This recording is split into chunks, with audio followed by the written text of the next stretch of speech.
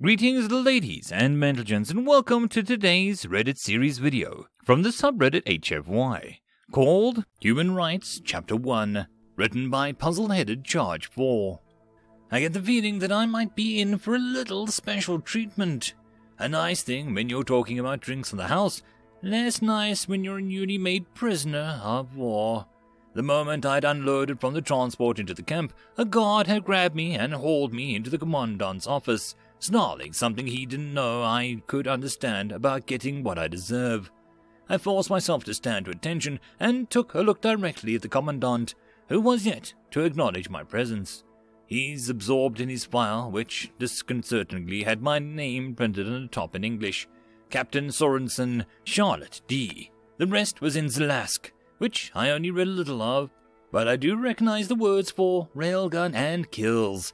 What looks like a number I know all too well. I don't know how these guys usually treat their prisoners, since the ones we've captured universally can up on questioning.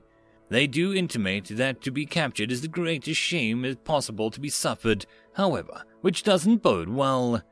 These guys, the Zalask, and all the species we are about a century ahead of us in technology, lizard-like in appearance. They averaged about 8 feet tall. Yours truly doesn't even break 6, damn it.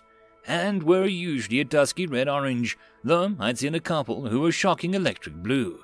I didn't know if that signaled anything, like a biological cost, or if it was just pigmentation.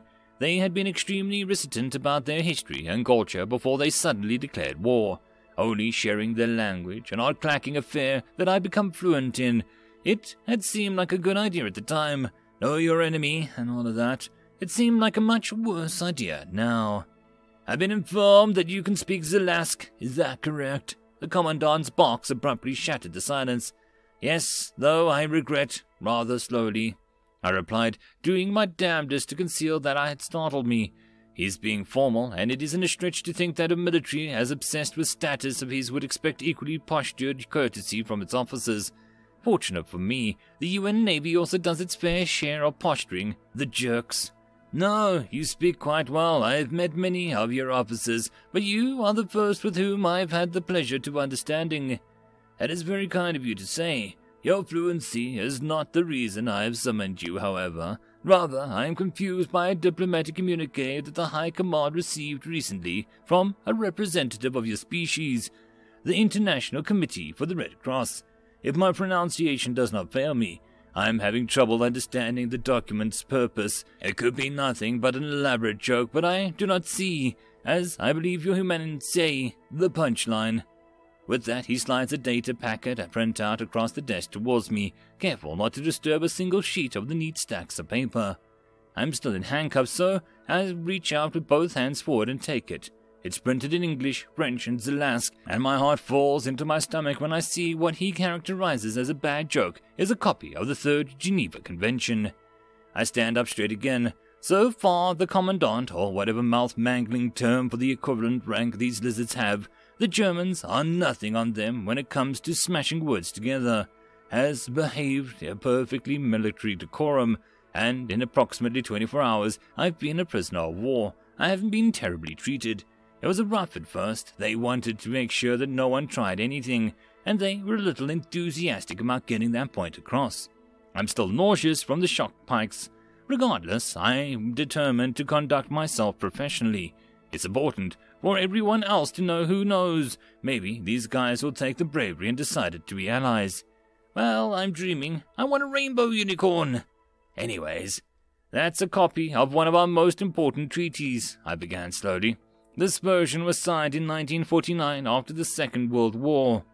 Yes, I've read it. The commandant interrupts. Your species used nuclear weapons against itself. Barbaric. He then squints the patch on the left shoulder. Your own country did so. He's aghast. I've known this guy for 15 minutes, and even I can tell that the use of an exclamation point constitutes more emotion than he usually shows in a year. My fingers start tingling as I remember that time I got a splinter stuck under one of my nails, and I imagine how much worse a razor blade would feel. Focus. Yes, I responded, keeping my voice even. We dropped 2 such bombs against the Empire of Japan. The government's successor became one of my country's greatest allies, however, in the years that followed, and now our countries fight together as part of the UN forces. His facial expression doesn't change, but I get the feeling he's intrigued. This sort of thing must not happen where he's from. I bet our spies have a field day digging dirt up. The treaty was updated to reflect the events of the war, to ensure that the treatment of many prisoners suffered in captivity would never happen again. Just a little fib, for hundreds of years after plenty of countries were inclined to pay more attention to used toilet paper than the treaty they found inconvenient, and one saying, "Be nice to prisoners," appeared to have been the most inconvenient of all. "So your people actually abide by the terms of this treaty?" the commander inquired dubiously, taking it back from me and flipping it open. "Yes, violating it constitutes a war crime, a grave breach of this crime against humanity." He looks up sharply. "Crimes against humanity, but is not your species still fractured into tribes?" Well, this is going to be fun. Hopefully he won't get tired of me and, I don't know, cut out my tongue just for simplifying things. "We are," I began, "but for the most of my species' history, we believed that we were alone in the universe. Now, of course, we know that we're not alone in our galaxy, but this belief of the celestial rarity of life has profound influence on our perception of it. A human life, as far as we know when Hasbar conducted his experiments, Fermi split the uncuttable, and Drazer drove matter faster than light, was the only example of being capable of saying, 'I am,' and then asking, 'Why?' Such an ability, and the spirit of either proceeds from it and the cause of it, was regarded as a piece of divine, and therefore endowed with certain rights which no other mortal could take away, or such debates themselves to dare to take away. We call those human rights, and an especially egregious violation of them is considered not just a crime against an individual victim, but against every member of our species, against humanity itself." I'm actually a little proud of my turn of phrase. Sure, it's not exactly sterling, but I'm having to talk on my feet, which I'm terrible at. I'll take it, especially because the Commandant doesn't seem angered by my spouting off about what I think we're entitled to. He seems, considering, like he's redoing the calculation he'd long calculated out by now found completely different parameters for. I shouldn't hope. We are still at war, and I should not hope. I'll regret it when my bones break.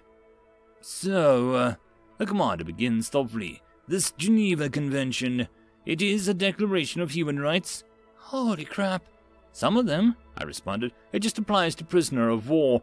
It only contains protections specific to that situation. It, enumerates the laws which such rights require." "Yes, exactly." "I see." He looks at the packet for a long moment and then abruptly asks me, "But such human rights apply to only humans, yes?" His tone and his voice vicious, and I scramble to correct my stupidity. No, of course not. I was speaking historically, and the terminology got out from under me. We believe that all sentients possess human rights, even if they are not human in biology. That isn't what is important in the definition. So, this Geneva Convention would apply to my comrades in arms, whom your armies have taken prisoner?" he asks, in near shock. "Of course," I respond. "The messages of your prisoners should confirm this, or if it isn't enough for you, you could contact the Red Cross and arrange for one of your allies to inspect our camps as protecting power." "Protecting power," he mutters, tearing through the documents to find the definition. His eyes race through the pages as he reads the elaborate verification procedures placed by the diplomats, professional liars, who'd seen their sons come home starved, tortured, and not the same. He looked back up again, luminous eyes calculating. He sets the packet back on his desk, squaring it away on his own pile on his right. "Have we violated this Geneva Convention in our treatment of you?" he asks in a frightening directness. "These guys respect bravery. Be brave, damn you, and earn your fricking stripes." "Yes," I say clearly, looking him in the eye. My solid black pupils are glowing garnet-like ones. "You have not permitted us to dispatch our capture cards and UN, or right to inform our families that we have been taken prisoner, of violations of Article 70 and 71 of the Geneva Convention." He nods slowly. "Let me see one of these capture cards." I produce mine, digging it out of my pocket awkwardly with my hand still cuffed. He takes it with an unreadable expression, and silently pursues the last script printed next to the English lettering. These cards are simple, with blanks for name, rank, and serial number, date, and place of birth. address of next of kin, address at which the prisoner could be reached, and signature. A checkbox portion to inform the prisoner was in good health, unwounded, recovered, convalescent, sick, slightly wounded, or seriously wounded. He looked at it for a long time. "How would these cards be sent to your government?" he asked sharply, bearing down on me as though catching me with the act of treacherous wrongdoing. "Via data scanner, after which they may be stored, returned to us, or destroyed. If you do not wish to link the data scanner to the UN communications net, you may instead transmit them to a neutral protecting power, which may then send the information to Earth." He nods, then, just as abruptly, no longer accusatorily, he barks, "Inform your men that they are to fill out these capture cards. They will be collected and transmitted tonight at lights out." He was never slouching, but somehow he manages to put himself up even straighter, eyes boring into mine. "I believe it is your responsibility to communicate such information to them, as you are, he doesn't have a reference to the pack at this time, a ranking officer of prisoners of war." I stiffen my back and match him. "Yes, Commandant." He eyes me. "One more thing I do not understand." He taps his claws against the surface of the desk. "Why does your convention spend so much time on the subject of escape? Surely not so many of your species could go insane in captivity to make it a regular occurrence." My confusion wasn't extremely evident, however. He seemed equally mystified. "Well," I began, feeling like I was trying to explain how water tasted, or what it was like to breathe. "A soldier's duty does not end when being captured. They are still a representative of their nation, and are expected to conduct themselves in such a manner as to reflect credit upon it. More importantly, they are expected to continue their duty of harassing the enemy and disrupting their ability to wage war. While they cannot fight, they can attempt to escape as to rejoin the fighting, or, if unsuccessful, by their attempts to force the enemy to use inordinate amount of resources and men to guard them, and thereby continue to advance their cause." The Commandant stares at me, looking completely stunned. "Oh, please God, don't kill us. Please God, don't cut off our hands. Please God, don't understand. Please God, don't kill me." "That is, utterly alien to us," he finally says softly, gazing at the drifting of the window, through which my guys can be seen in a laser wire holding pens, standing right up against the fence. Someone, already gagging from annoying the guards, aims a kick at the gate hinge and dances back from the flying sparks to crackled support of the other prisoners. The guard shouts at them, jabbing a shock pike indiscriminately through the wire, and shouts in defiance. "In my army," he continues, speaking more to the window than to me, "the disgrace of capture prevents one from ever being granted the honor of fighting for the Zelaya. But watching your creatures, the fence-kicking prisoner, emboldened and enraged, somehow hooks their stretched-out sleeve around the guard's shock pike and drags it through the wire, to the roars of approval. The more guards with laser guns, unlike their other projectile weapons, swarm up, and the shock pike thief is dragged out by their prize confiscated. They're locked on the head and hauled off unconscious to solitary, as the other prisoners howl their derision. "What kind of creatures are you?" the Commandant asks, turning back to me. In a rare flash of insight, I realize how, animalistic we must seem to them. He said their civilization views the attempt to escape as insanity, and to encounter an enemy whose most basic drive is urge to be free. We must terrify them. I realized by continuing to fight, my bidding our time for when we couldn't possibly win it, because of a hope and desire of which they understood nothing. I stared directly into his alien eyes. "We're only human," I said simply, "and we have our duty." He eyes me. "Doing one's duty," he repeats softly. His gaze sharpens into a glare in an instant. "I'll enforce Article 92 to the full extent of our laws." I worked to suppress a grin. I was told that they find smiling predatory, to avoid the less we frighten them. He notices, however, and notices most things. "Dismissed," he barks, and then salutes as sharply as if he were on parade. Article 39. I'm still cuffed, so I can't respond, but I put out face crisply to meet the guard who comes in. As the door closes, I hear him say softly to himself, "What have we done?" You'll see. End of chapter. Chapter 2. Thus far, only one of my missions goes well. My first night in camp, I decided my duty was twofold. 1. Get every single last one of the sorry idiots under my nominal command out of this goddamn camp. And 2. Gather intelligence on the Zalusk culture. Our first full day, our watches were still set to GMT, so we figured the days here lasted 27 Earth hours, 17 of which were daylight. We'd taken stock of who was here, done recon, generally got ourselves settled in.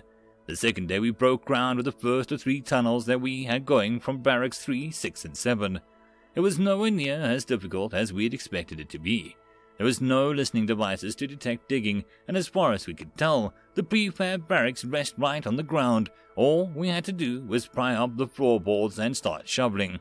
In UNPOW camps, procedure is to elevate all barracks at least 2 feet off the ground on cement pilings to prevent this. The 4th day, I had to have my second conversation with the Commandant. Human and Zalask biology differed in more than just appearance, and that meant while we didn't need the provided antibiotic powder to prevent scale rot, we really did need soap, amongst other things. He was particularly baffled by the notion of toothpaste. I'd learned the Zalask don't really have proper teeth, more blunt little nubs in their bodies that take care of just fine on their own, which is totally unfair. Red Cross boxes showed up 2 days later, to everyone's great relief, as apparently Zalask and the humans had comparable olfactory senses. Now it was lunchtime on day 7, and the Commandant having taken Article 26 to heart, and permitted us to cook our own rations and eat them when we pleased, so long as we were orderly about it. There were 85 prisoners in total in the camp, almost all of them my crewmates from the USS Houston. It hurt to think about her, and to think that almost 300 people she'd carried were, as far as we knew, we were the sole survivors. She died well, though. We bought time for the Enterprise and what was left of her shredded battle group to jump out. Focus. None of her mess staff had survived, so our cooking was done in a group of volunteers who, while I admired their commitment to the care of their fellow prisoners and their willingness to take on extra work, cooked like crap. Also, the only rations that we had been given so far consisted of an assortment of raw grains, similar to rice or barley, and since day 6, UN salt.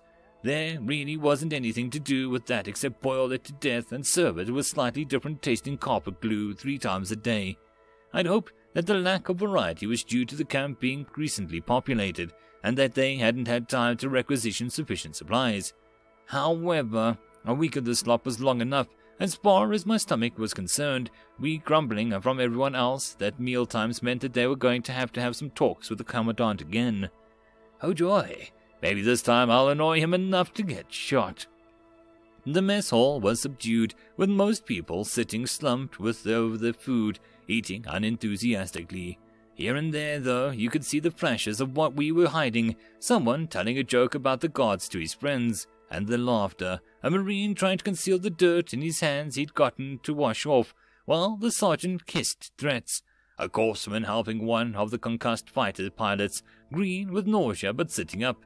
Try to eat. I waited at the back of the line with a clump of further senior officers for everyone to be served. 7 of us in total had survived, and like everyone else, we were burning to get ourselves out of our ship and a little payback. Theories on how to do that, however, differed.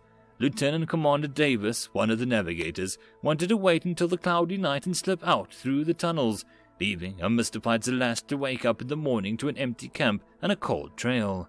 Captain Ramirez, CO of the ship's Marines, favored slaughtering the guards before taking their leave. Lieutenant Milanowski, who's commanded one of the railguns in my broadside, wasn't having a good time and was ready to hop the wire tonight. I guess our whispered bickering was getting a little heated because I overheard one of the guards standing behind us say to his partner, "Listen to them, growling like beasts." "Savage," his partner agreed. "Well, they'll be defeated soon, put back in their proper places, and we won't have to get close to them again for shamed animals ever again." The first one made a drawn-out hiss, which I'd figured was their equivalent of snorting. "That's what you think. Weren't you paying attention in the briefing? These aren't shamed. They don't even have the concept. Why do you think their security has been so tight? They actually tried to escape." His whispers were the last words, like he was saying something filthy and indecent. "Hey, Skipper, you coming?" Ramirez asked, and I realized with a jolt that I'd stayed in my route and spot with everyone else had gone ahead to get food. Yeah, coming," I mumbled, struggling to correct my mistake. I take my tray and automatically and sit down next to Roberts at the end of one of the tables. "They're funny guys, aren't they?" Ramirez said, taking a gulp of what tasted like rice but was bright purple, strutting around, then jumping up the skin if anyone so much as talks to him. "It's 'cause we're shamed," opined thickly through a mouthful of not rice. "They think that it's contagious and they can catch it." This provokes a chorus of cackling and muttering as the crew of the Houston make predictions about just what these idiots are likely to catch in the near future. Then something smacks me in the back of my head. I just managed to contain the urge to spin around and smack the bastard back. It's not enough that we're as good as their property. They have to remind us at every chance that they get. But the fact remains that I won't help anyone by getting chucked in solitary. So I turn to naturally acknowledge the agitated guard standing behind me. "The Commandant wishes to speak with you," he yells, even though I'm 3 feet away. "We really must freak these lizards out."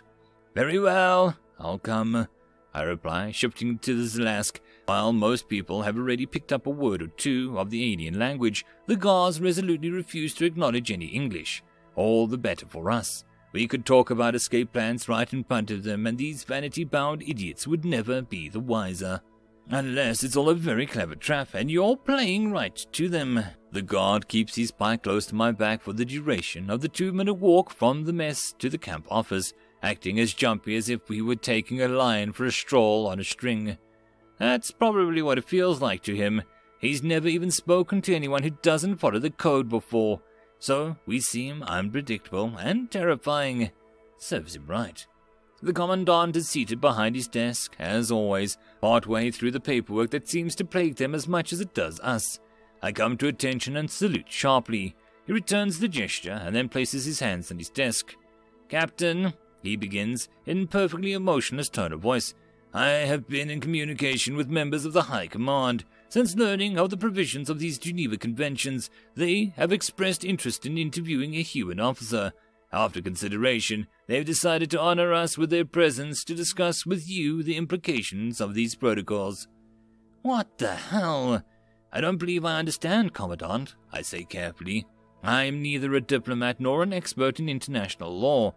I do not believe that I am an appropriate individual to speak to them if they wish to discuss implementing the conventions." "They do not yet," the Commandant replied, continuing to stare at me. "They wish to evaluate whether humans are likely to be able to adhere to the admirable rules that they have set for themselves." "Fair. Then wouldn't it be better for them to arrange to inspect the UN PAW camp?" I asked, beginning to feel confused. What did they think an enemy prisoner of war would tell them? It wasn't exactly a position that promoted honesty. "They have already done so," the Commandant responded dispassionately, aware of or ignoring my growing confusion. "They arranged with the Canary as a protecting power to make the surprise inspections of a detention facility in your country, in a place called Idaho. They were satisfied, indeed pleasantly surprised, by the Canary's report. I must admit that we did not believe your species' history was capable of upholding such honor. Jerk. You're not wrong, but still, jerk. Now they wish to evaluate the conduct of human prisoners to further their study of whether your species is capable of entering into a binding agreement. Commandant, I assure you we are, insofar that any nation capable of complying with or enforcing such agreements in a time of war. If this is a continuation of your concerns about insanity, I can only repeat my explanation to you that escaped attempts, of which there have been none, are not the result of mental breakdowns. This is a significant cultural difference, but it is not insurmountable. Our people should both be able to adhere to the provisions of basic as those of the Geneva Convention." The Commandant sits back, looking at me appraisingly over a steeple clause. Before the last half period, I would have said that any species as bloody as yours was honorless. This was our reason for declaring war. We did not believe coexistence with your creatures was possible. Then we received battlefield reports of humans following the code, shielding wounded comrades, refraining from attacking civilians, even showing the highest honor, sacrificing their own lives for the sake of others. Your entire ship did this, I believe, Captain, though in the most barbaric or perhaps most human way possible. You intentionally targeted the overheating reactor of the Claws of Valor with a railgun rounds to force the warship to go nuclear. The resulting EMP not only disabled the fast dreadnoughts pursuing your fleeing fighter carrier, but also your own ship.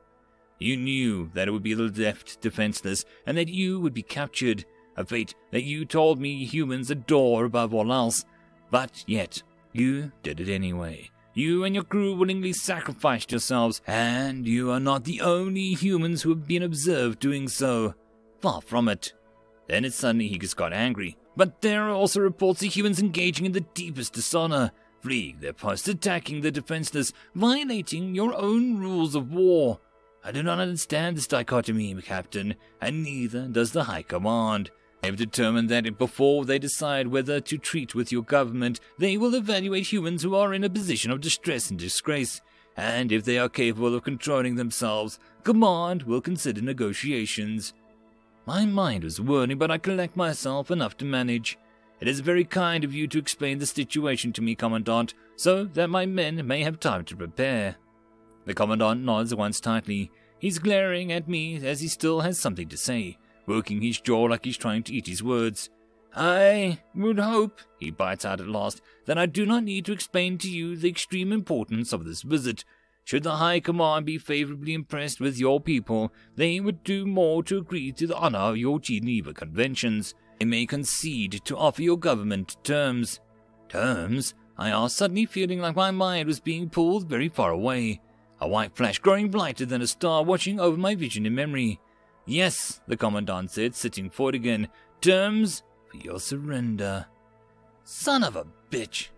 Terms? I hiss. The rage, my ships being destroyed, my friends killed, my crew captured, roiding to the surface. The Commandant looks back. He won't take terms from you. You started this. You attacked a species that had done nothing to you because you thought it might become a threat later on. Do you know what I think? I think you're losing this war. Sure, you're slaughtering us, and you still have the edge, but the tide's turning. You must realize that, and if that great and mighty High Command is willing to offer terms to a pack of savage animals, they clearly realize it too. I think you want to get out while you're still ahead. Well, you can't. My people would do anything to have peace, even with annoying, pretentious lizards like you. Except surrender. We'll negotiate an armistice with you if you wish to do so in good faith, and I'll be the first to kiss the ground when it's signed because it'll mean I can go home, see my family again, go to sleep each night knowing that my friends will wake up in the morning. But if you demand we surrender, we won't. We don't. We'll keep fighting until you surrender. Unconditionally. Well, now I'm dead. Sorry, I tried my best. Sorry, guys. I refuse to break eye contact. This jerk wants to kill me. He can give the order while looking me in the eye. The Commandant doesn't look away either. He stands, towering to his full height at least 3 feet above mine. Yes, he said at last, I know you will. Huh? I say, upholding my greatest rhetorical standards. I've spent a great deal of time attempting to think of one quality that truly characterizes your chaotic, contradictory species. I finally decided that it was capacity. Capacity greater than any other species in the galaxy. Your nature includes savagery that we couldn't imagine in our darkest nights of terror, and compassion that we could only struggle to emulate. You might match us for honor and wallow in the depths of disgrace. You might be tenacious or cowardly, active or apathetic, intelligent or stupid.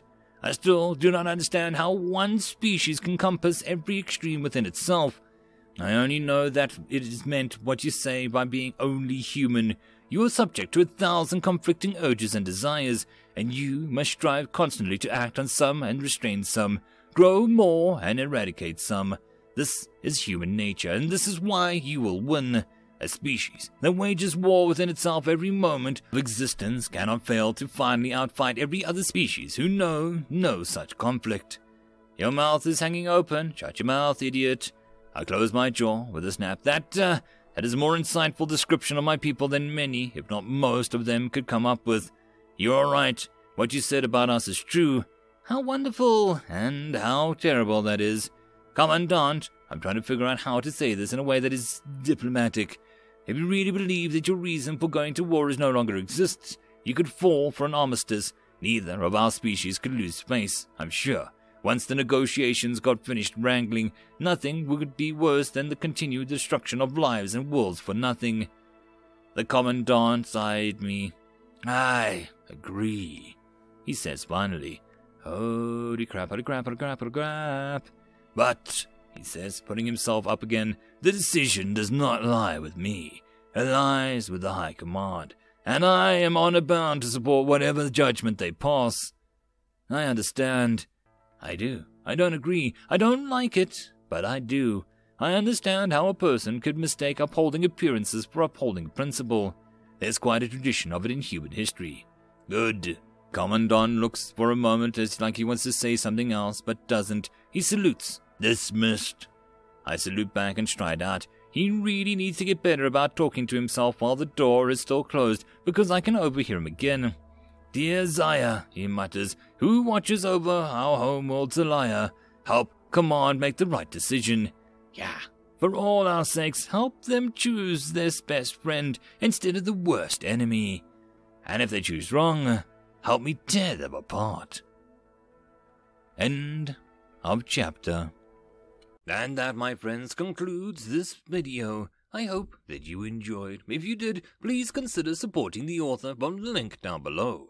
Otherwise, if you wish to support this channel, there are numerous ways to do so, like liking, subscribing, and possibly even becoming a patron.